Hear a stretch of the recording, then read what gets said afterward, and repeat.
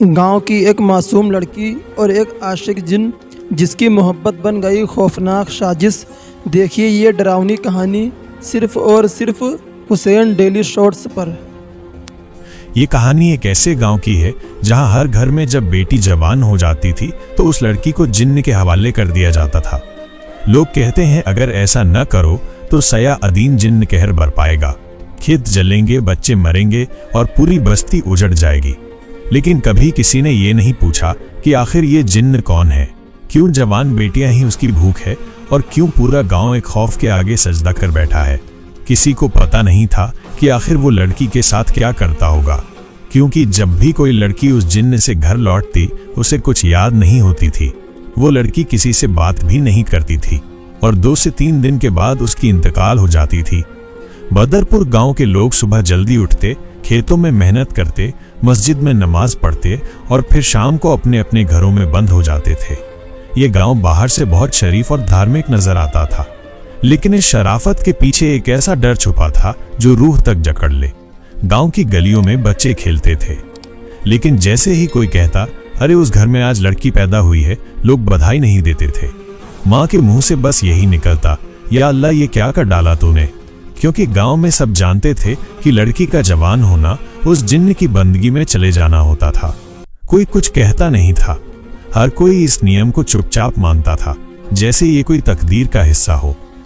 एक बार हाशिम अली नाम का एक गरीब दर्जी, जिसने अपनी बेटी शहनाज को दिन रात कुरान पढ़ाया, तालीम दिलाई और बचपन से ही ये ठान लिया कि मैं अपनी बेटी को किसी जिन्न के आगे नहीं झुकने दूंगा।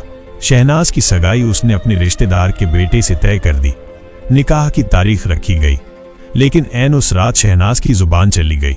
वो सिर्फ दीवारों को घूरती थी, आंखें खुली थी, लेकिन अंदर कुछ नहीं बचा था। 3 दिन बाद जब मुंह से खून आया तो वो आखिरी बार कुछ फुसफुसाई, वो मेरे अंदर है अब्बा, और उसकी मौत हो गई। लोग हाशिम अली को पागल कहते थे, कुछ कहते उसने जिन्न की मर्जी के खिलाफ जाकर अपनी बेटी को मार दिया। कई और परिवारों ने कभी धीरे से विरोध किया, किसी ने भागकर बेटी को रिश्तेदारों के घर भेजा, पर लड़की हमेशा वापस लौटती, गुमसुम, टूटी हुई, और फिर कुछ ही महीनों में उसकी मौत हो जाती। गांव के बड़े बुजुर्ग ये मान चुके थे कि ये अल्लाह का नहीं, किस्मत का दस्तूर है और किस्मत से कोई नहीं लड़ता। मस्जिद के इमाम साहब भी इस पर कभी दुआ नहीं करते थे। उनका कहना था जब अल्लाह ने ये हालात बनाए हैं तो इसमें कोई हिकमत जरूर होगी। ये धार्मिक चुप्पी, मर्दों की खामोशी और औरतों की बेबसी तीनों मिलकर उस जिन्न के लिए एक आदर्श व्यवस्था बन गई थी। लोग अपने बेटों को डॉक्टर बनाना चाहते थे, लेकिन बेटियों को बस एक हंसता हुआ जनाजा बनाकर विदा करना ही उनकी सोच थी। हर लड़की के जवान होते ही माँ बाप के चेहरे पीले पड़ जाते। उनकी आंखों में बेटी की शादी का ख्वाब नहीं, बेटी की मौत का हिसाब होता था। गांव में अगर कोई लड़की ज्यादा हंसती, ज्यादा बोलती या तेज दिखती तो उसे डांट कर चुप कर दिया जाता। इतनी हंसी मत हंसाकर जिन्न को खबर हो जाएगी। ये समाज सैयदीन से ज्यादा खतरनाक था, क्योंकि वो साया तो रूहों पर हमला करता था, पर ये लोग जिंदा लाशें बना रहे थे। चुप रहकर, देखकर, सहकर बदरपुर की तंग गलियों में एक घर था, मिट्टी का बना हुआ, पर दीवारों पर रंग बिरंगी चूने की लकीरें, जैसे किसी माँ ने अपनी बेटी के बचपन को संजो रखा हो। वहां रहती थी समीरा, 17 साल की एक लड़की, बड़ी नर्म मिजाज, सबकी मदद करने वाली और माँ की लाडली। जब समीरा छत पर बैठकर अपनी सहेलियों से बात करती तो उसकी हंसी में पूरे गांव की रौनक होती थी। लेकिन जैसे ही वो 18 की हुई, उसकी माँ जैनब बीवी की आंखों से हंसी गायब हो गई। वो जानती थी अब उनका इम्तिहान शुरू हो चुका है। एक रात जब समीरा सो रही थी तो नींद में उसका चेहरा पीला हो गया। पसीना पसीना उठकर खड़ी हुई, पर उसके होंठ सिले थे और आंखों में डर समंदर बन चुका था। उसने कुछ नहीं कहा, बस कोने में बैठ गई। माँ ने झिंझोड़कर पूछा, बेटी क्या देखा तूने? समीरा ने धीरे से कहा, वो आया था। उसने कहा, अब तू मेरे पास आ जा। उस दिन के बाद से समीरा ने खाना कम कर दिया, बोलना बंद कर दिया, और उसकी हंसी जो पूरे मोहल्ले की जान थी वो हमेशा के लिए खो गई। जैनब बीवी और समीरा के अब्बा हाफिज सलीम ने लाख दुआ की, हर मौलवी से झाड़ फूंक करवाई, लेकिन कोई असर नहीं हुआ। फिर जब वो वक्त आया जिस रात गांव के लोग अपनी बेटी को पीपल के पेड़ के पास छोड़ते थे, उस रात जैनब ने अपनी बेटी को सीने से लगाकर कहा, मुझे माफ कर देना मेरी बच्ची, मैं तुझे बचा नहीं पाई। अगली सुबह समीरा लौट आई, लेकिन वो समीरा नहीं थी। आंखें खोई हुई, होंठ नीले और उसके कपड़ों पर धूल थी। 4 दिन बाद वो अपनी खाट पर ही मर गई। उसके मरने से पहले आखिरी शब्द थे, अम्मी मेरी कब्र कुरान के पास खोदना, वहां सुकून मिलेगा। गांव के आखिरी किनारे पर एक और घर था। वहां रहती थी तहमीना, जो पढ़ने में तेज और देखने में परी जैसी थी। माँ बाप दोनों किसान थे, गरीब लेकिन खुददार। जब तहमीना के सपनों में वो जिन्न आया, उसने अपनी माँ शमीम से कहा, अम्मी मैं उसके पास नहीं जाऊंगी, चाहे जो हो। शमीम ने बहादुरी दिखाई, बेटी को सीने से लगाकर कहा, अगर मेरी बेटी नहीं बचेगी तो मैं भी साथ जाऊंगी। उन्होंने गांव छोड़ने की कोशिश की, लेकिन जिस रात वे निकलने वाले थे उनकी झोपड़ी में आग लग गई। तहमीना गायब थी। 3 दिन बाद उसका जला हुआ शरीर खेतों में मिला। गांव के लोग डर से कांप गए, लेकिन फिर भी चुप रहे। बदरपुर की हर मां जानती थी कि उसकी बेटी कभी न कभी उस पेड़ तक जरूर पहुंचेगी। हर बाप के दिल में यह डर बैठा था कि क्या मेरी बेटी जिंदा लौटेगी या बस सांस लेती लाश बनेगी। किसी भी घर में जब बेटी जवान होती तो बाप अपने माथे पर हाथ रखकर यही कहता, अब मेरी सबसे प्यारी अमानत भी जाने वाली है। कई माएं अपनी बेटियों की तस्वीरें छुपा लेती ताकि उन्हें देखकर मर न जाएं। कुछ माएं चुपचाप रात को तिलावत करती और कहती, या रब मेरी बेटी को उस जिन्न से नहीं, सिर्फ तेरे पास पहुंचा दे। आखिर वो जिन्न ऐसा क्यों करता था? दरअसल कई सदियों पहले जब बदरपुर गांव आज जितना पुराना नहीं था, तब वहां एक आदमी बसने आया था। नाम था सैयद अब्दुल्ला। वो एक तालीम याफ्ता, असरदार और अमीर जमींदार था। उसका चेहरा रोशन और बातें नरम थीं, पर दिल में गुरूर था। आंखों में हवस थी और नीयत में चालाकी थी। उसने गांव के लोगों को अपने एहसान से दबा रखा था। औरतों को ज़कात के बहाने बुलाना, मासूम लड़कियों पर बुरी नजर डालना, ये सब उस दौर में खुलकर कोई कह नहीं पाता था। वो अक्सर खुद को औलाद रसूल बताकर लोगों से इज्जत वसूलता, लेकिन उसका असली चेहरा रूहानी नहीं, शैतानी था। गांव के बाहर एक पहाड़ी की तलहटी में एक पुरानी दरगाह थी, हजरत हमीद शाह रहमतुल्लाह अलैह की। वहां के बुजुर्ग और मजलूम औरतें दुआ मांगने जाते थे। एक बार एक लड़की जुबैदा, जो सैयद अब्दुल्ला की हवस का शिकार हुई थी, वहां पहुंची और तड़पते हुए कहा, या अल्लाह, अगर तेरी जमीन पर ऐसे जालिम महफूज हैं तो तेरी रहमत किस काम की? मुझे मौत मंजूर है, पर यह शैतान अब किसी मासूम को ना छू सके। वो वहीं सिजदे में दम तोड़ गई। उसी वक्त दरगाह के बुजुर्ग हजरत हमीद शाह ने अल्लाह से फरियादी अंदाज में कहा, ए रब्बुल इज्जत, अगर ये शख्स तेरे बंदों की आबरू को खेल समझता है तो उसे ऐसी सजा दे जो दुनिया और आखिरत दोनों में इबरत बन जाए। उस रात सैयद अब्दुल्ला की हालत बिगड़ गई। उसके जिस्म पर न दिखने वाले जख्म उभरने लगे, उसकी आवाज बदलने लगी और चेहरा स्याह होने लगा। लोग डर कर भागने लगे। 3 रातों तक वो चिल्लाता रहा, मैं कौन हूं, मुझे बचाओ, मेरी आंखों में आग है। फिर एक तूफानी रात में वो गायब हो गया। सुबह दरगाह के पास एक काला धुआं मंडरा रहा था और उसी दिन से गांव की औरतों ने कहना शुरू किया, सैयद अब्दुल्ला अब जिन बन चुका है। अल्लाह की बद्दुआ और हकदारों की आह ने उसे शैतान बना दिया। कहते हैं उसकी रूह को चैन नहीं मिला, हवस उसकी फितरत बन गई और अब वो हर उस लड़की पर कब्जा करता है जो जवान होती है। शायद इसलिए कि वो जानता है कि जिस बेगुनाह जुबैदा ने उसकी रूह को लानत बनाया था वो भी एक लड़की थी। उसका नया नाम पड़ा सैयद दीन जिन्न। गांव के लोग मस्जिद में इकट्ठे हुए, अल्लाह से बहुत दुआ की कि हमें इस जिन्न से निजात दे और गांव की हमारी बहन बेटियों को हिफाजत फरमाए। गांव में एक टूटा फूटा घर था, दीवारें गिरी हुई थीं, छत से पानी टपकता था, लेकिन उसके अंदर का माहौल इबादत और सब्र से सुगंधित होता था। वहां रहते थे शरीफ अहमद और उनकी बीवी फातिमा, जिनकी शादी को 10 साल हो चुके थे, लेकिन अब तक कोई औलाद नहीं हुई थी। गांव की औरतें ताने मारती, फातिमा तू कौन सी गुनहगार है जो रब तुझ पर रहम नहीं करता? शरीफ तो नेक है, तुझ में ही कमी है। लोग तो ये भी कहते कि फातिमा बांझ है। शरीफ अहमद बेहद गरीब था, किसी के खेत में मजदूरी करता, लेकिन एक पाई भी फालतू न खाता। मस्जिद की सफाई करता और हर सुबह सूरज से पहले फजर की नमाज पढ़ता। फातिमा के गम को समझते हुए हर रात अल्लाह से सिर्फ एक दुआ करता, या अल्लाह अगर तू हमें औलाद नहीं भी देगा तो भी तेरा शुक्र है, पर अगर बेटी दे तो ऐसी दे जो इस गांव की आंखें खोल दे। एक रात फातिमा को बहुत तेज बुखार आया, पूरा जिस्म कांपने लगा। डॉक्टर नहीं था, शरीफ ने कंबल उड़ाकर बस तिलावत की आवाज जलाकर उसके पास बैठा दिया। सुबह हुई तो बुखार उतर चुका था और फातिमा की आंखों से आंसू बह रहे थे। उसने धीरे से कहा, मैंने एक रोशन नूर देखा, एक साया जो कह रहा था तेरे सब्र को कबूल किया गया है। चंद महीनों बाद फातिमा मां बनने वाली थी। गांव में ये बात किसी चमत्कार से कम नहीं थी। और फिर आया वो पल, एक चांद जैसी बच्ची ने इस दुनिया में कदम रखा। आयशा नाम रखा गया और नाम सुनते ही लगता था जैसे नूर उसकी आंखों में उतरता हो। लोग उस बच्ची को देखकर चौंकते थे, इतनी खूबसूरत कि कोई नजरें न मिला सके। लेकिन शरीफ और फातिमा का प्यार उसकी शक्ल से नहीं, उसके रब से जुड़े होने से था। आयशा जब पहली बार कुरान की तिलावत करने बैठी तो उसकी आवाज में ऐसा सुकून था कि फातिमा झाड़झर रोने लगी। उसने कहा, मेरे रब ने मुझे वो दिया है जो किसी औलाद से ज्यादा है, एक रूहानी अमानत। आयशा का चेहरा देखकर गांव की बुजुर्ग औरतें कहती, इस बच्ची की आंखों में कुछ है, ये आम नहीं है। और एक दिन जब आयशा ने सूरह रहमान की तिलावत खुले आसमान के नीचे की तो वो आवाज सीधे उस जिन सैयदीन के कानों तक जा पहुंची। वो कांप गया। सदियों से जिसे सिर्फ जवान लड़कियों का डर चाहिए था, आज एक बच्ची की तिलावत ने उसकी रूह को हिला दिया।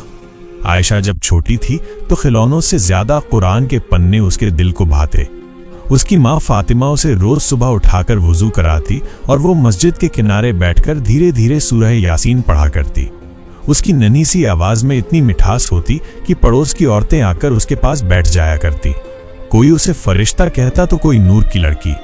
बेटी को हिजाब में रखो ताकि वो दुनिया की नजरों से नहीं, अल्लाह की नजरों से बड़ी बने, फातिमा अक्सर कहा करती।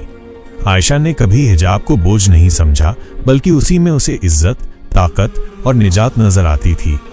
शरीफ अहमद ने भले ही दुनिया की बड़ी तालीम ना ली हो, लेकिन उन्होंने आयशा को मदरसे में भेजा जहां कुरान, हदीस और इस्लामी इतिहास की तालीम दी जाती थी। वो जब किसी गरीब बीमार औरत को देखती तो खुद जाकर दवाइयां ले आती। किसी औरत का शौहर नशे में हो तो उसे ढांढस बंधाती, बहन सब्र कर, ये आजमाइश है लेकिन अल्लाह सब देखता है। उसकी बातें किसी मौलाना से ज्यादा असरदार होती थीं क्योंकि वो इल्म के साथ दिल से बात करती थी। जब आयशा 16 की हुए तो वो उम्र थे जब जिन्न सैयदीन किसी एक लड़की को चुनता था। गांव वाले डरने लगे, फुसफुसाहटें शुरू हो गईं। अगर इस बार जिन्न ने आयशा को मांगा तो क्या होगा? उसकी माँ बाप तो इनकार नहीं कर पाएंगे ना। लेकिन सबको झटका तब लगा जब सैयदीन जिन्न ने वाकई आयशा का नाम लिया। गांव हिल गया। लोगों ने कहा, अब आयशा भी चली जाएगी, इतनी पाक लड़की, अफसोस। लेकिन शरीफ अहमद और फातिमा कभी सजदे से नहीं उठे और आयशा, उसने सिर्फ इतना कहा, मैं अल्लाह की बनी हूं, अगर मैं सच में उसकी हूं तो कोई जिन्न मुझे छू नहीं सकता। आयशा किसी तलवार के साथ नहीं, तस्बीह और कुरान के साथ खड़ी होती है। उसकी तिलावत, उसकी नमाजें और उसके आंसू ही उसकी ढाल हैं। मैं जिन्न से नहीं डरती क्योंकि मैं उस अल्लाह की बंदी हूं जो जिन्नों का भी मालिक है। रात गहरी थी। सैयदीन जिन्न की हवाओं में स्याही थी और डर का साया गांव के घरों पर भारी था। लेकिन उस रात एक कच्चे मकान के अंदर एक लड़की सजदे में थी, आयशा। उसने वुजू किया, हिजाब बांधा और तस्बीह उठाई क्योंकि आज उसे अल्लाह के कलाम से लड़ाई लड़नी थी। अल्लाह, उसके सिवा कोई माबूद नहीं जो हमेशा जिंदा और सबका सहारा है। जब सैयदीन पहली बार आयशा के सामने आया, उसकी आंखें आग जैसी लाल थीं, हवा में सड़ांध थी। वो फुफकारते हुए बोला, मुझे ये लड़की चाहिए, ये मेरा हक है। लेकिन जैसे ही आयशा ने आयतुल कुर्सी की तिलावत शुरू की, उसकी आवाज रूह तक उतरने लगी। सैयदीन जिन की चीख फिजा में गूंजी, रुको, ये क्यों पढ़ रही है? मुझे मत जला। उसका शरीर कांपने लगा। वो पीछे हट गया क्योंकि आयतुल कुर्सी सिर्फ एक आयत नहीं, वो अल्लाह की हिफाजत की दीवार है जिसके आगे कोई जिन्न, कोई शैतान टिक नहीं सकता। जब गांव वाले थर थर कांप रहे थे और आयशा अकेली खड़ी थी, उसने अगली बार तिलावत शुरू की। सूरह रहमान जैसे ही उसने पढ़ना शुरू किया, हवा थम गई। हर फब आले रब्बुमा तज़बान पर ऐसा लगता है जैसे जमीन कांप रही हो और आसमान गवाह बन रहा हो। सैयदीन जिन्न कांपता हुआ बोला, क्यों पढ़ रही हो रहमान?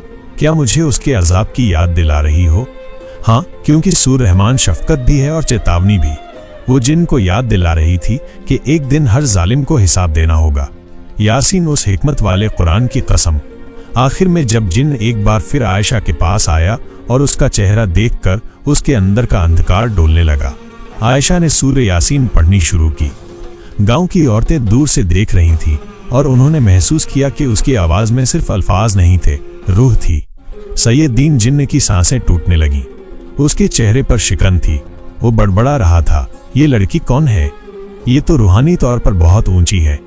मैं इसके पास क्यों नहीं टिक पा रहा? आधी रात का वक्त था। पूरे गांव में सन्नाटा था, मगर मस्जिद के पीछे बनी छोटी सी मिट्टी की झोपड़ी में आयशा सजदे में थी। तभी एक ठंडी हवा का झोंका आया, दीवारें हिली, चिराग बुझ गया और अंधेरे में एक परछाई उभरी। वो था सैयदीन, मगर इस बार उसके चेहरे पर सिर्फ गुस्सा नहीं, एक अजीब सी थकावट और टूटन भी थी। तू कौन है लड़की? तूने मेरा नाम लिया, मेरी आग बुझा दी। तू क्या चाहती है मुझसे? आयशा ने धीरे से कुरान उठाया और सूरे अल हाशर की वो आयत पढ़ी जिसमें शैतान की चालों का जिक्र है। सैयदीन जिन्न कांप उठा। बस मत पढ़िए, मुझे मेरी असलियत मत देखा। आयशा ने आगे बढ़कर पूछा, तू बता, तू ऐसा क्यों बना? क्या तू हमेशा से जालिम था? वो चुप रहा, लेकिन फिर आंखों से धुएं जैसा धुंध निकली और उसके मुंह से सच्चाई फूट पड़ी। मैं भी कभी एक औलिया के पास बैठा करता था, अल्लाह का जिक्र करता था, मगर फिर मुझे ताकत का घमंड आ गया। उस औलिया ने मुझसे कहा था जुल्म से दूर रहना, और जब मैंने एक इंसान को तकलीफ दी तो उसने कहा तेरा अंजाम दर्दनाक होगा। उसकी बद्दुआ थी। मैं एक जिंदा कब्र बन गया, गांव दर गांव भटकता रहा और अब यहां फंस गया हूं। आयशा की आंखें नम हो गईं, लेकिन आवाज में सख्ती थी। अगर तू तौबा करे तो अल्लाह की रहमत आज भी तुझसे दूर नहीं। सैयदीन जिन्न कांपते हुए बैठ गया। वो पहले जिन्न नहीं, एक टूटे हुए गुनहगार जैसा लग रहा था। क्या मुझे माफी मिल सकती है? आयशा ने सूर नूर की एक आयत पढ़ी, अल्लाह ही आसमानों और जमीन का नूर है। तू अंधेरे में है, लेकिन नूर तुझे अब भी पुकार रहा है।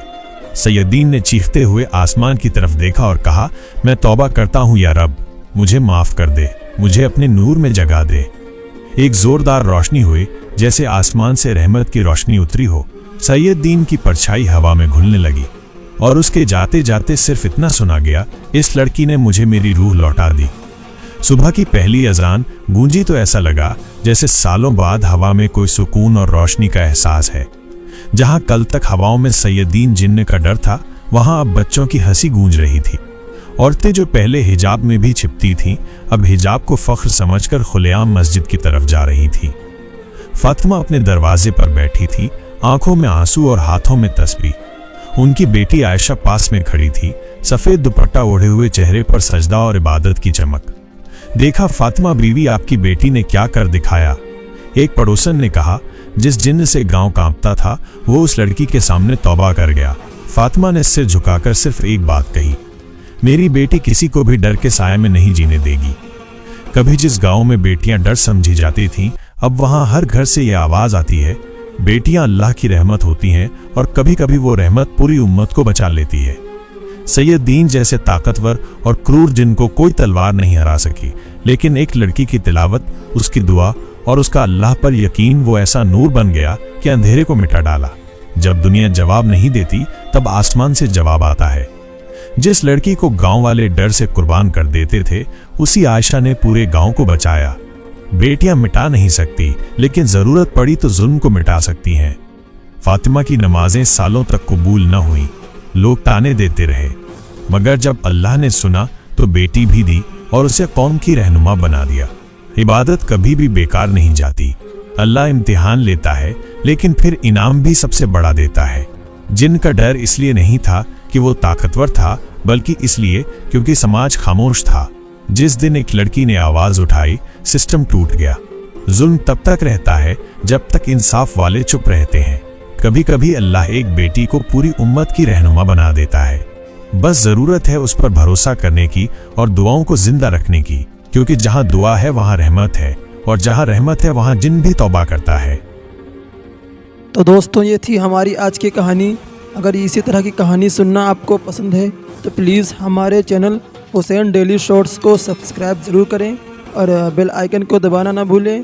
फिर मुलाकात होगी एक और नई वीडियो में। अल्लाह हाफिज़।